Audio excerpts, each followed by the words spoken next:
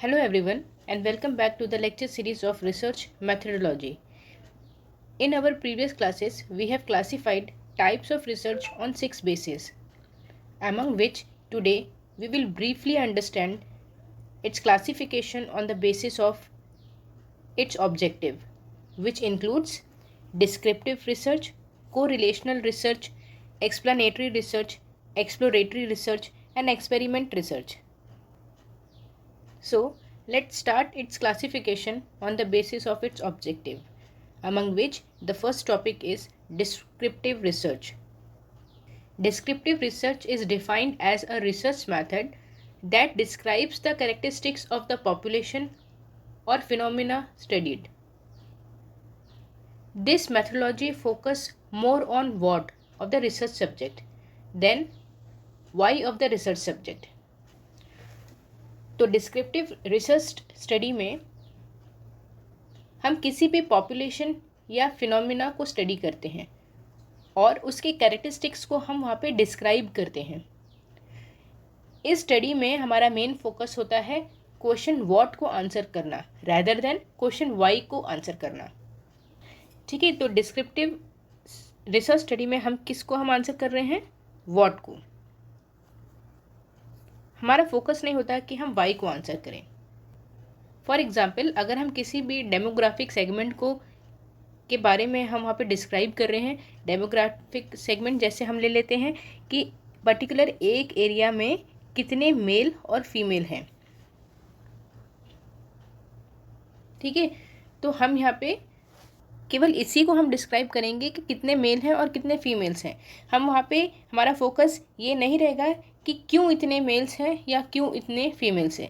ठीक है, इसीलिए हम डिस्क्रिप्टिव रिसर्च स्टडी में हम केवल व्हाट के ऊपर फोकस करते हैं, हमारा फोकस वाई के ऊपर नहीं होता है। तो डिस्क्रिप्टिव स्टडी किसको आंसर करती है? केवल व्हाट को आंसर करती है, वाई के ऊपर इसका फोकस नहीं होता है। Here the information is collected without changing environment, that is we cannot manipulate anything. ठीक है, तो हमारे सामने जो जैसी चीज़ हमें मिलती है हम केवल उसी को डिस्क्राइब करते हैं। यहाँ पे हम किसी भी चीज़ को मैनिपुलेट नहीं कर सकते। ठीक है, जो हमें दिख रहा है हम केवल उसी को यहाँ पे एक्सप्लेन करते हैं। हम कोई भी चेंजेस अपने अकॉर्डिंग यहाँ पे नहीं कर सकते। Third, it include survey, fact finding inquiry, जिसमें क्या आ जाते हैं? सर्वेज और फैक्ट फाइंडिंग इंक्वायरीज। तो सर्वे में भी हम क्या करते हैं, जो भी हमारे क्वेश्चनियर्स होते हैं, हम जिस भी चीज़ का सर्वे कर रहे हैं, तो जो जैसा हमें मिलता जाता है वैसी ही इंफॉर्मेशन हम वहाँ पे कलेक्ट करते जाते हैं। The major purpose of this research is description of the state of research at it exist और एज प्रेजेंट। ठीक है, तो हमारा यहाँ पे मेन पर्पस क्या होता है कि केवल जो भी चीज़ हमें दिख रही है या जिस किसी भी फिनोमिना या इंफॉर्मेशन या डेटा के ऊपर हम रिसर्च कर रहे हैं, तो जो भी हमारा स्टेट ऑफ रिसर्च है उसको वैसे ही हमें डिस्क्राइब करना है। The research is closely linked with x post facto research, historical research, exploratory research and analytical research. तो ये चारों रिसर्च आ जाती हैं डिस्क्रिप्टिव रिसर्च के अंदर। ठीक है, तो एक्स पोस्ट फैक्टो रिसर्च जो है ये यूज़ की जाती है सोशल साइंस में। ये रिसर्च हम तब कंडक्ट करते हैं जब कोई भी फिनोमेना या तो हो चुका है या हो रहा है। इसमें हम किसी भी चीज़ को मैनिपुलेट नहीं कर सकते। हमको जो भी वेरिएबल्स जैसे मिल रहे हैं हम वैसे ही उन इंफॉर्मेशन को कलेक्ट करते जाते हैं। ठीक है, तो it is used in social science. It is conducted in context of phenomena after it had occurred और at the time of its occurrence. ठीक है, जब भी कोई चीज़ हो चुकी होती है या जो हो रही है, जो इन्फॉर्मेशन हमें एट प्रेजेंट मिलेंगे हम एज इट इज़ उन इन्फॉर्मेशन को या डेटा को हम कलेक्ट करते जाते हैं। It is basically non manipulated phenomena, that is variables are non manipulated. ठीक है, यहाँ पे हम किसी भी वेरिएबल को अपने अकॉर्डिंग हम उसको चेंज नहीं कर सकते, हम उसको मैनिपुलेट नहीं कर सकते। जो जैसी चीज़ें हमें मिलती हैं वैसा ही डेटा हम यहाँ पे कलेक्ट करते जाते हैं। The research has no control over variable and it can only report what had happened और what is happening। ठीक है, क्योंकि हमारा कोई भी वेरिएबल के ऊपर कोई कंट्रोल नहीं होता, इस वजह से क्या चीज़ हो चुकी है और क्या चीज़ हो रही है हम केवल उन्हीं चीज़ों को अपनी रिपोर्ट में इंक्लूड कर सकते हैं।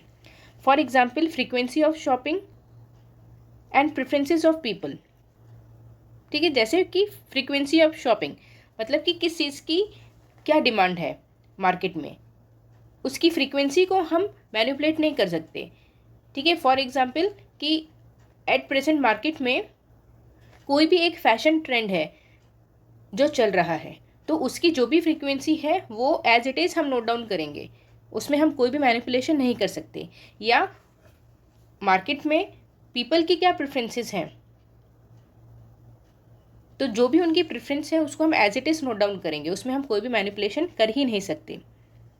एक और एग्जाम्पल इसमें हो सकता है कि जैसे कोई भी क्राइम हो जाता है किसी भी स्पॉट पे, तो जो भी क्राइम हो चुका है उन चीज़ों को उस इवेंट को हम एज इट इज़ वहाँ पे नोट डाउन करते हैं।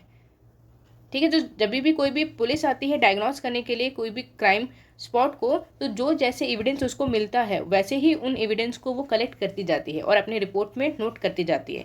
तो इस तरीके की रिसर्च को हम बोलते हैं x post facto research. Descriptive research में ही जो सेकेंड रिसर्च है वो है हिस्टोरिकल रिसर्च। तो हिस्टोरिकल रिसर्च में क्या होता है, जो चीज़ बहुत पहले समय में हो चुकी है हम उनके ऊपर यहाँ पे ज़्यादा फोकस करते हैं। ठीक है, तो फर्स्ट है इसमें it usually focus on historical aspect of an issue और एन प्रॉब्लम। ठीक है, तो जो भी इशू था या प्रॉब्लम थी जो ऑलरेडी अकर्ड हो चुकी है, हम उसकी हिस्टोरिकल एस्पेक्ट को यहाँ पे देखते हैं। For example growth of trend. ठीक है, तो किसी भी फैशन रिलेटेड ट्रेंड को अगर हम ले लें तो उसकी ग्रोथ का इंट्रोडक्शन पार्ट, कब से वो स्टार्ट हुई, कैसे उसकी ग्रोथ हुई और कैसे वो डिक्लाइन हुई, ये सारी चीज़ें आ जाएंगी हमारी हिस्टोरिकल रिसर्च में। Next example growth of trade union India. ठीक है, तो इंडिया में ट्रेड यूनियन कैसे बने, ठीक है, उसका इंट्रोडक्शन से लेके उसका ग्रोथ और एट प्रेजेंट उसकी क्या पोजीशन है, ये सारी चीज़ें आ जाएंगी हमारी हिस्टोरिकल रिसर्च में। एक और एग्जाम्पल इसमें है evaluation of modern education system in India.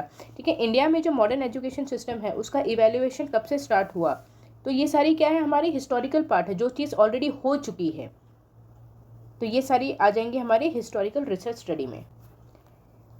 Descriptive research में जो थर्ड रिसर्च है वो है एनालिटिकल रिसर्च।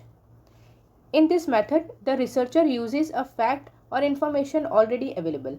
ठीक है, एनालिटिकल रिसर्च में क्या करते हैं, जो भी रिसर्चर है वो पहले से ही जो भी फैक्ट्स या इन्फॉर्मेशन अवेलेबल हैं उनके ऊपर वो ज़्यादा फोकस करता है। It attempts to analyse critical evaluation of the material और इन्फॉर्मेशन। ठीक है, किसी भी इंफॉर्मेशन का अगर किसी को क्रिटिकल एनालिसिस करना है तो वो एनालिटिकल रिसर्च करता है, और एनालिटिकल रिसर्च का जो मेन फोकस है वो क्या है कि वो केवल फैक्चुअल इन्फॉर्मेशन के ऊपर ही रिलाई करता है, वो अदर इन्फॉर्मेशन के ऊपर ध्यान नहीं देता। इसी में जो फोर्थ कैटेगरी आ जाती है हमारी रिसर्च की वो है exploratory research. It is conducted for a problem that has not been studied more clearly, intending to establish priorities, develop operational definitions and improve the final research design. ठीक है, जैसे कि नाम बता रहा है एक्सप्लोर, तो इसमें हम क्या करते हैं, हम इंफॉर्मेशन को यहाँ पे फर्दर एक्सप्लोर करते हैं।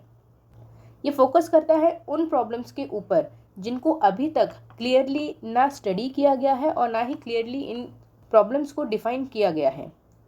इस स्टडी में हम अपनी प्रायोरिटीज़ डेवलप करते हैं, ऑपरेशनल डेफिनेशंस हम डेवलप करते हैं, और जो भी हमारा रिसर्च डिज़ाइन है उसको हम फर्दर इम्प्रूव करते हैं। It is conducted to have a better understanding of the existing problem but will not provide conclusive result. ठीक है, तो इस स्टडी से हमें कोई भी कंक्लूसिव रिजल्ट तो नहीं मिलेगा, लेकिन जो भी हमारी प्रॉब्लम है उसको हम और अच्छी तरीके से समझ सकते हैं। तो एक्सप्लोरेटरी रिसर्च में हम अपनी प्रॉब्लम को और अच्छे से डिफाइन करते हैं, उनकी प्रायोरिटीज़ को हम सेट करते हैं, ऑपरेशनल डेफिनेशंस को हम यहाँ पे डेवलप करते हैं, और जो भी हमारी फाइनल रिसर्च डिज़ाइन है उसको हम फर्दर इम्प्रूव करते हैं, ताकि हम करेंट प्रॉब्लम के बारे में एक अच्छी अंडरस्टैंडिंग वहाँ पे स्टैब्लिश कर पाएँ। The second basis is correlational research. ठीक है, तो कोरिलेशन रिसर्च में हम क्या करते हैं, हम एक रिलेशनशिप को स्टैब्लिश करते हैं किसी भी दो एस्पेक्ट या सिचुएशन के बीच में। It is undertaken to discover और establish relationship between two aspect और सिचुएशन। ठीक है, कोई भी दो सिचुएशंस के बीच में क्या रिलेशनशिप है, इस चीज़ को पता करने के लिए हम कोरिलेशनल रिसर्च स्टडी को कंडक्ट करते हैं। इट में identify a factor leading to a certain situation. ठीक है, इससे हमें पता चलता है कि ऐसा कौन सा फैक्टर है जिसकी वजह से कोई भी एक सिचुएशन क्रिएट होती है। For example, impact of promotional campaign on the sales of product. ठीक है, तो यहाँ पे हम दो वेरिएबल्स ले लेते हैं, variable A and variable B.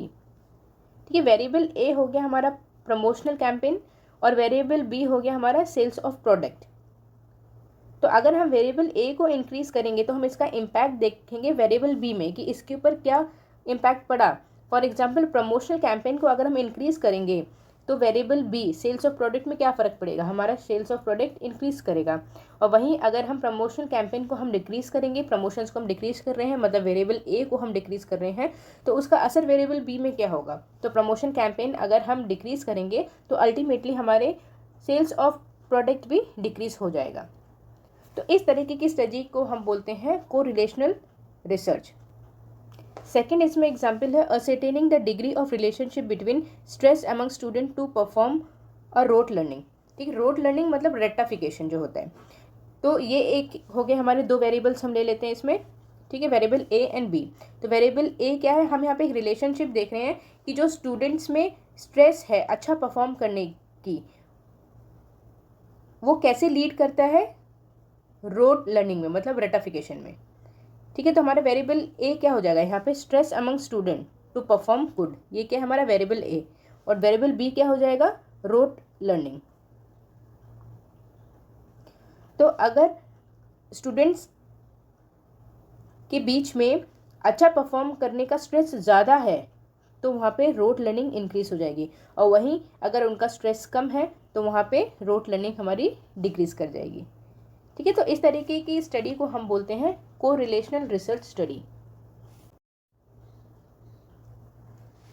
Objective के एस्पेक्ट से जो हमारा थर्ड बेसिस है वो है explanatory research. It attempts to answer how and why between two aspect of a situation और फिनोमेना। ठीक है, जैसे कि वर्ड बता रहा है एक्सप्लेनेटरी, मतलब एक्सप्लेन करना। ठीक है, एक्सप्लेन करना, तो हम एक्सप्लेन कैसे करेंगे कि कोई चीज़ कैसे हुई, क्यों हुई, है ना। तो हम यहाँ पे दो चीज़ों को आंसर करते हैं, हाउ एंड वाई। ठीक है, कोई भी चीज़ क्यों अकर हुई और कैसे हुई। Therefore it attempts to answer how and why between two aspect of a situation और phenomena. For example, why examination related stress lead to rote learning. ऐसा क्यों है कि एग्जामिनेशन रिलेटेड स्ट्रेस की वजह से बच्चे रटना शुरू कर देते हैं। ठीक है, तो यहाँ पे क्या है, दो एस्पेक्ट हो गए। एस्पेक्ट ए क्या है, examination related stress. Aspect B क्या हो जाएगा हमारा, रोट लर्निंग। तो ये हो गया वेरिएबल ए एंड वेरिएबल ई। तो ऐसा क्यों है कि एग्जामिनेशन रिलेटेड स्ट्रेस की वजह से बच्चे रटना शुरू कर दे रहे हैं। ठीक है, तो यहाँ पे हम किस चीज़ को आंसर कर रहे हैं, वाई। तो ऐसा क्यों है, अच्छे मार्क्स पाने के लिए। ठीक है, ऐसे ही दूसरा एग्जाम्पल है why and how stress leads to heart disease. तो ए क्या हो जाएगा हमारा, स्ट्रेस, बी क्या हो जाएगा, हार्ट डिजीज। ठीक है, तो क्यों स्ट्रेस की वजह से हार्ट डिजीज होते हैं। तो यहाँ पे हम किस चीज़ को आंसर कर रहे हैं, क्यों होता है और कैसे होता है।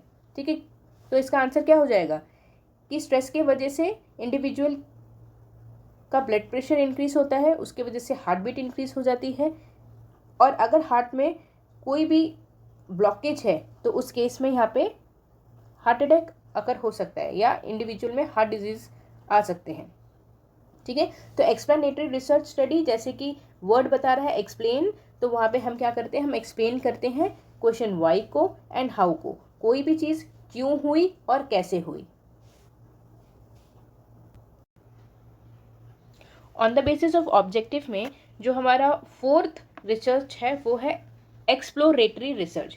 ठीक है, जैसे कि नाम बता रहा है एक्सप्लोर, तो यहाँ पे हम क्या कर रहे हैं, हम एक्सप्लोर कर रहे हैं इंफॉर्मेशन को।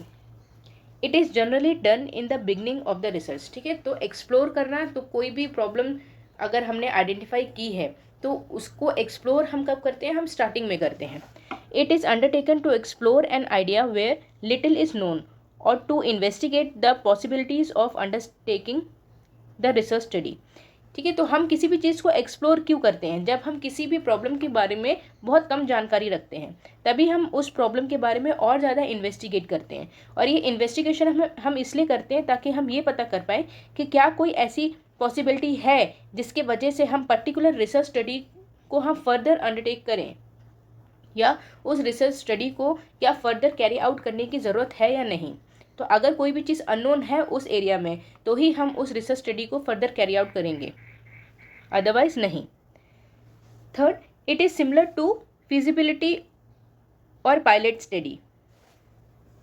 ठीक है, तो यहाँ पे क्वेश्चन अराइज होता है कि फिजिबिलिटी और पायलट स्टडी है क्या.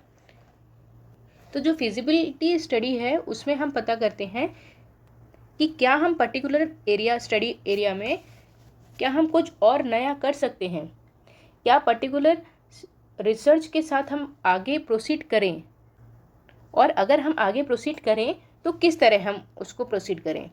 वहीं जो पायलट स्टडी है उसमें हम बहुत ही स्मॉल स्केल में एक छोटी सी रिसर्च कंडक्ट करते हैं या एक स्टडी कंडक्ट करते हैं, और जिससे हमें पता लग जाता है कि पर्टिकुलर स्टडी को क्या हम फर्दर प्रोसीड कर सकते हैं या नहीं. तो जो पायलट स्टडी है it is a part of future study which is conducted on a smaller scale. तो इसी तरह जो हमारा एक्सप्लोरेटरी रिसर्च है वो भी पायलट स्टडी और फिजिबिलिटी स्टडी की तरह ही होता है, जिसमें हम ये चेक करते हैं कि जो भी हमारे पास अननोन नॉलेज है क्या उसमें ये पॉसिबिलिटीज़ हैं कि पर्टिकुलर एरिया में हम इन्वेस्टिगेट करें और पर्टिकुलर रिसर्च को क्या हम फर्दर प्रोसीड करें या ना करें. Therefore, a small scale study is undertaken to decide whether it is worth carried out a detailed investigation or not. ठीक है, तो इसमें हम क्या करते हैं, हम पायलट स्टडी की तरह ही एक स्मॉल स्केल में हम एक छोटा सा इन्वेस्टिगेशन करते हैं या स्टडी कंडक्ट करते हैं जिसमें हम फर्दर डिसीजन लेते हैं कि हम पर्टिकुलर रिसर्च को फर्दर हम कैरी आउट करें या ना करें, क्या इस रिसर्च स्टडी को कैरी आउट करना हमारे लिए वर्थ इट होगा या नहीं. It attempts to clarify why and how there is a relationship between two aspect of a phenomena. ठीक है, इसमें हम ये भी पता करते हैं कि किसी भी दो फिनोमेना के बीच में कोई भी रिलेशन क्यों है और कैसे है. The purpose is to gain background information, to define type and to clarify the problem, to develop hypothesis, to establish research priorities और to develop question to be answer. ठीक है, तो इस एक्सप्लोरेटरी रिसर्च को कंडक्ट करने का हमारा main purpose क्या है. इस स्टडी के थ्रू हम एक बैकग्राउंड इन्फॉर्मेशन को कलेक्ट करते हैं जिसमें हम एक्सप्लेन करते हैं कि किस टाइप की ये प्रॉब्लम है, और जो भी प्रॉब्लम है उसको हम क्लियरली क्लैरिफाई करते हैं. उससे रिलेटेड हम हाइपोथेसिस को हम फॉर्मुलेट करते हैं. ठीक है, हाइपोथेसिस में पहले भी हम पढ़ चुके हैं, दो तरीके की हाइपोथेसिस होती हैं, नल और अल्टरनेटिव. नल हाइपोथेसिस को हमें रिजेक्ट करना है और अल्टरनेटिव को हमें एक्सेप्ट करना है. तो इस रिसर्च स्टडी में हम हाइपोथेसिस को फॉर्मुलेट करते हैं, हम अपनी रिसर्च की प्रायोरिटीज़ को डेवलप करते हैं और हम ऐसे क्वेश्चंस वहाँ पे बनाते हैं जिनका हमें आंसर इस पूरे रिसर्च स्टडी में ढूंढने हैं. It makes use of secondary data available, literature review, experience survey, case study, interviews, projective techniques, Delphi techniques etcetera. ठीक है, तो हम इस रिसर्च स्टडी में सेकेंडरी डेटा के ऊपर ज़्यादा फोकस करते हैं. तो एक्सप्लेनेटरी रिसर्च स्टडी फोकस करता है सेकेंडरी डेटा के ऊपर जो हम इजीली कलेक्ट कर सकते हैं लिटरेचर रिव्यू से. ठीक है, लिटरेचर रिव्यू क्या है, जो भी इंफॉर्मेशन आर्टिकल के फॉर्म में या पुराने रिसर्च के फॉर्म में, न्यूज़ कटिंग्स के फॉर्म में ऑलरेडी अवेलेबल है. जो भी एक्सपीरियंस्ड सर्वे कंडक्ट किए गए हैं उस डेटा को हम यहाँ पे कलेक्ट करते हैं. जितनी भी केस स्टडी है पर्टिकुलर प्रॉब्लम से रिलेटेड, उन सारी केस स्टडी से जो भी इंफॉर्मेशन हमें मिलती है उसको हम कलेक्ट करते हैं. हम इंटरव्यूज़ यहाँ पे कंडक्ट करते हैं, प्रोजेक्टिव टेक्निक्स का भी यूज़ करते हैं, डेल्फी टेक्निक्स का यूज़ करते हैं एट्सेट्रा. प्रोजेक्टिव टेक्निक्स और डेल्फी टेक्निक्स क्या है ये आप आगे आने वाले लेक्चर्स में पढ़ेंगे. ऑब्जेक्टिव के बेसिस में जो लास्ट टाइप ऑफ रिसर्च है वो है एक्सपेरिमेंटल रिसर्च और कॉजल रिसर्च. ठीक है। एक्सपेरिमेंटल रिसर्च डायरेक्टली डील करती है हमारे साइंस से, जिसमें आ जाता है cause and effect finding. It is cause and effect finding research and it seeks to uncover cause and effect relationship. ठीक है, तो इस स्टडी में क्या है कि ये एक cause and effect finding study है। ठीक है, कॉज एंड इफेक्ट मतलब किसकी वजह से क्या हुआ। तो यहाँ पे हम इस रिलेशनशिप को अनकवर करते हैं कि कौन से वेरिएबल्स की वजह से क्या इफेक्ट्स आए। An action can cause another action. ठीक है, अगर हम कोई भी एक्शन लेते हैं तो उसका एक रिफ्लेक्सिव एक्शन भी होता है। For example, smoking causes lung cancer. ठीक है, तो स्मोकिंग की वजह से लंग कैंसर की बीमारी हो जाती है। तो यहाँ पे क्या है, कॉज क्या है हमारा स्मोकिंग, और इफेक्ट क्या हो जाएगा lung cancer. Next, it brings a definite cause and effect relationship. ठीक है, तो इसके वजह से डेफिनेट कॉज और इफेक्ट रिलेशनशिप के बारे में हम समझ पाते हैं। For example, smoking cause weak lungs and not vice versa. ठीक है, जैसे कि स्मोकिंग की वजह से लंग कैंसर हो रहा है। ठीक है, लंग कैंसर की वजह से लोग स्मोकिंग नहीं कर रहे हैं। इसी में एक सेकेंड पार्ट आ जाता है हमारा रिफ्लेक्सिविटी का। It refers to circular relationship between cause and effect. It is bidirectional with both the cause and effect on one hand. For example, poverty is the cause of unemployment and vice versa. ठीक है, reflexivity में क्या होता है, एक ये circular relationship यहाँ पे फॉर्म हो जाता है कॉज एंड इफेक्ट के बीच में। तो ये बाई डायरेक्शनल होता है, दोनों डायरेक्शन में। ठीक है, जैसे पोवर्टी की वजह से अनएम्प्लॉयमेंट हुआ और अनएम्प्लॉयमेंट की वजह से पोवर्टी हुई, तो ये क्या है, ये एक सर्कुलर रिलेशनशिप है। और ऊपर वाले में क्या था, सर्कुलर रिलेशनशिप नहीं था। तो एक्सपेरिमेंटल रिसर्च या कॉजल रिसर्च में क्या था, ये केवल यूनिडायरेक्शनल था, एक डायरेक्शन में था। जैसे smoking causes weak lungs and not vice versa. और इसमें क्या है, poverty is the cause of unemployment, और इसी को अगर हम उल्टा कर दें, unemployment is the cause of poverty. दोनों ही सिचुएशन हमारी करेक्ट हैं। तो ऐसी रिसर्च को हम बोलते हैं रिफ्लेक्सिविटी। ठीक है, तो टाइप्स ऑफ रिसर्च में जो हमारा पहला क्लासिफिकेशन था वो था on the basis of objective, जिसमें 5 टाइप्स ऑफ रिसर्च हमने पढ़ी हैं। डिस्क्रिप्टिव, कोरिलेशनल, एक्सप्लेनेटरी, एक्सप्लोरेटरी और एक्सपेरिमेंटल रिसर्च। डिस्क्रिप्टिव रिसर्च में हमने क्या किया, हमने यहाँ पे फोकस किया है क्वेश्चन व्हाट को आंसर करने के ऊपर। ठीक, जिसमें फर्दर हमारी 4 टाइप्स ऑफ रिसर्च और लिंक्ड अप हैं। वो कौन सी है, x post facto research study, जो नॉन मैनिपुलेटिव है, जिसको हम चेंज नहीं कर सकते, जिसके वेरिएबल्स को हम बिल्कुल भी डिस्टर्ब नहीं करते, चेंज नहीं करते, जो जैसी इन्फॉर्मेशन मिल रही है उसी इन्फॉर्मेशन को हम कलेक्ट करते जाते हैं। सेकेंड थी हमारी हिस्टोरिकल रिसर्च। हिस्टोरिकल रिसर्च मतलब पास्ट में क्या चीज़ बहुत पहले हो चुकी है, उसको भी हम चेंज नहीं कर सकते, हम मैनिपुलेट नहीं कर सकते, जो इन्फॉर्मेशन हमें जैसे मिलेगी वैसे ही हम उसको कलेक्ट करते जाते हैं।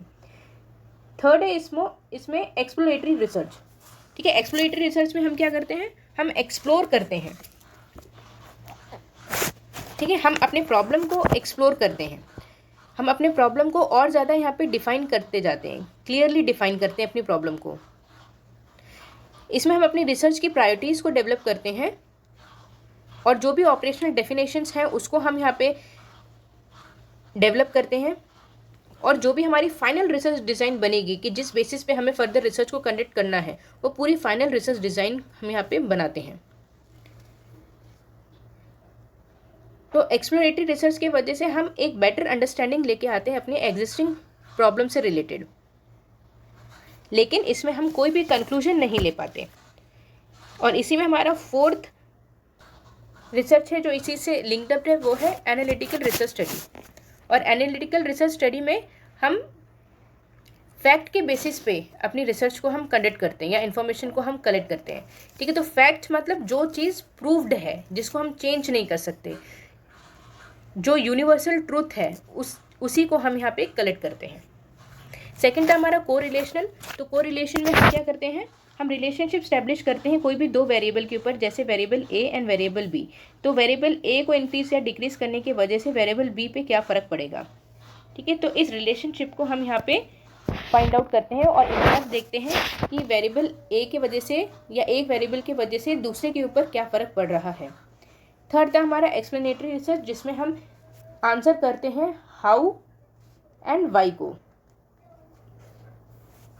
ठीक है, जैसे कोई भी चीज़ क्यों हुई, कैसे हुई।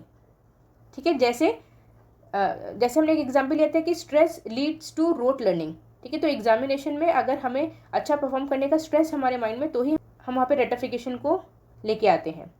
या फिर दूसरा था कि stress leads to heart disease. ठीक है, स्ट्रेस की वजह से हार्ट डिजीज़ होती है, तो यहाँ पे हम आंसर करेंगे हाउ, कैसे होती है, वाई, क्यों होती है। नेक्स्ट है हमारा एक्सप्लोरेटरी रिसर्च स्टडी, जिसमें हम एक्सप्लोर करते हैं। ठीक है, एक्सप्लोर कैसे करेंगे कि एक हम पायलट स्टडी करते हैं, छोटी सी स्टडी करते हैं किसी भी एक रिसर्च एरिया से रिलेटेड, जहाँ पे हमारे पास बहुत ही कम नॉलेज है, और इसमें हम चेक करते हैं कि क्या पॉसिबिलिटी है कि पर्टिकुलर रिसर्च स्टडी को हम फर्दर लेके जाएं। और यहाँ पे हम हेल्प लेते हैं सेकेंडरी डेटा जो भी अवेलेबल है उसकी, लिटरेचर रिव्यू की, जो भी सर्वेस हमने कंडक्ट किए हैं, जो भी केस स्टडी अवेलेबल है, interview, projective techniques, Delphi technique, इन सब का हम यूज़ करते हैं एक्सप्लोरेटरी रिसर्च को, ताकि हम अपनी प्रॉब्लम को और अच्छे से एक्सप्लोर कर पाएँ। फिफ्थ है इसमें experimental research study. Experimental research study को हम कॉजल रिसर्च स्टडी भी बोलते हैं। ठीक है, कॉजल क्यों? क्योंकि हम इसमें देखते हैं कॉज एंड इफेक्ट का रिलेशनशिप। ठीक है, तो किसकी वजह से क्या चीज़ हुई, तो इसमें हमने एग्जाम्पल क्या लिया था, स्मोकिंग कॉज वीक लंग्स। ठीक है, तो स्मोकिंग के वजह से वीक लंग्स हुए, तो कॉज क्या है स्मोकिंग, और वीक लंग्स क्या है हमारा इफेक्ट। इसी के अंदर एक और आ जाता है रिफ्लेक्सिविटी। ठीक है, तो ज़रूरी नहीं है कि किसी का कॉज है तो उसका इफेक्ट है वो बाई डायरेक्शनल नहीं हो सकता, ये बाई डायरेक्शनल या सर्कुलर रिलेशनशिप भी इसके अंदर हो सकता है। जैसे poverty is the cause of unemployment, ये हम कह सकते हैं, and unemployment is the cause of poverty, ये भी हम कह सकते हैं। ठीक है क्लास, तो आज के लिए बस इतना ही। अगर आपका कोई भी डाउट है तो आप कमेंट बॉक्स में मुझसे पूछ सकते हैं। अपने नोट्स आप प्रॉपरली बनाइए। नेक्स्ट जो हमारा वीडियो लेक्चर रहेगा उस पर हम बात करेंगे types of research classified on the basis of its outcome, जिसमें हम बात करेंगे फंडामेंटल और अप्लाइड रिसर्च स्टडी की। Thank you class and have a nice day.